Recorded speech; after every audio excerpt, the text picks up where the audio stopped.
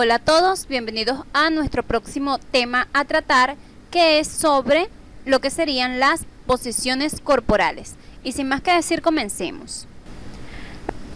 Las posiciones corporales no son más que aquellas posturas o posiciones en las que se coloca el paciente para facilitarnos a su exploración física, es decir, son aquellas posiciones en las que el paciente se tiene que colocar para poder ayudarnos a que nosotros podamos realizarle su examen físico de una manera más fácil. Entonces tenemos las siguientes posiciones.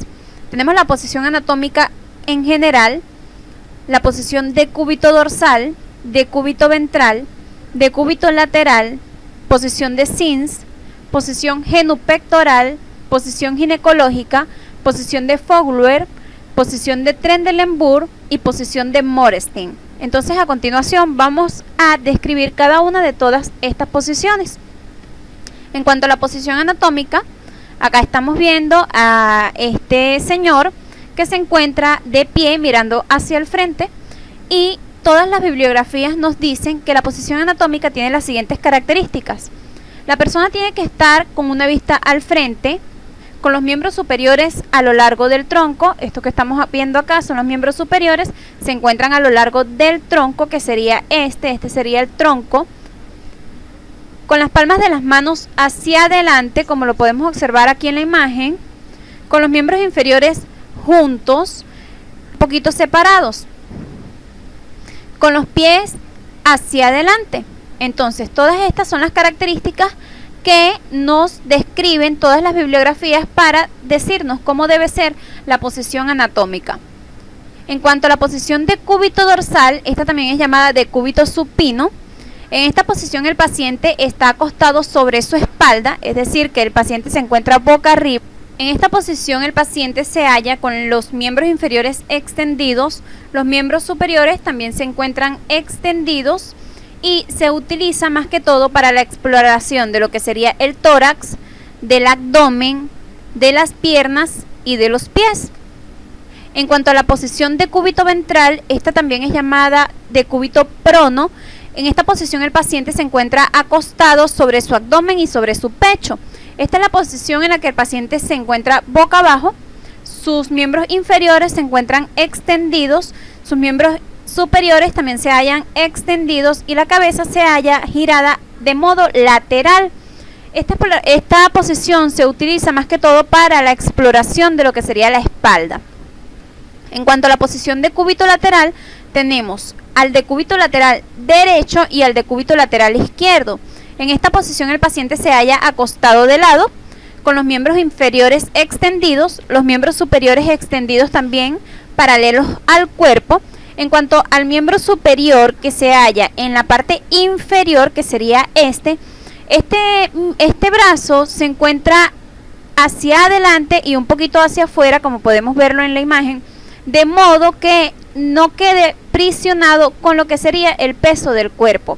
Esta posición se utiliza para prevenir lo que es la broncoaspiración en pacientes que tienden a vomitar, o así como en los bebés recién nacidos, tienen que acostarlos en decúbito lateral para prevenir la broncoaspiración. También se utiliza para la administración de enemas, como lo podemos observar en esta imagen, al igual la higiene de lo que sería la zona genital y del ano. En cuanto a la posición de Sims, es también llamada posición semiprono. En esta posición es igual o casi que similar a la posición de cúbito lateral, pero el brazo que queda en la parte inferior, es decir, se lleva hacia atrás y el otro brazo se coloca con el codo en flexión. Esta posición se utiliza para colocar a los pacientes que se encuentran en estado de inconsciencia, de modo que se pueda facilitar la eliminación de las secreciones en esos pacientes. También se utiliza para lo que sería la exploración del recto y del ano. En cuanto a la posición genupectoral, en esta posición el paciente se coloca boca abajo, apoyado sobre su pecho y sus rodillas. Para que el paciente se pueda colocar en esta posición, primero debe arrodillarse, luego debe flexionar su cintura de manera que la cabeza quede apoyada en el suelo y sus caderas queden hacia arriba. Esta posición se utiliza para la exploración de recto y ano. En cuanto a la posición ginecológica, o también llamada posición de litotomía, como podemos observarlo acá, Esta posición, la paciente se halla acostada boca arriba, las piernas se encuentran colocadas en los estribos, estos serían los estribos, aquí se encuentran las piernas, las rodillas y las caderas se encuentran flexionadas a un ángulo de 90 grados y los muslos se hallan en aducción. Esta posición se utiliza más que todo para lo que sería la exploración manual de la pelvis, de la vagina, también para la exploración en las mujeres embarazadas, como lo podemos observar en esta imagen, para el momento del parto o para las cirugías vaginales. En cuanto a la posición de Fowler, esta es una posición en la que el paciente se halla semisentado, formando un ángulo de 45 grados, las piernas están ligeramente flexionadas y los pies se encuentran en flexión dorsal. Esta posición se utiliza más que todo para facilitar la respiración en los pacientes con asma, con neumonía, con bronquitis, es decir, esta posición facilita la respiración en los pacientes con patologías respiratorias. También se utiliza en la exploración de oídos, nariz, boca, es decir, que se utiliza mucho en los servicios de otorrinolaringología.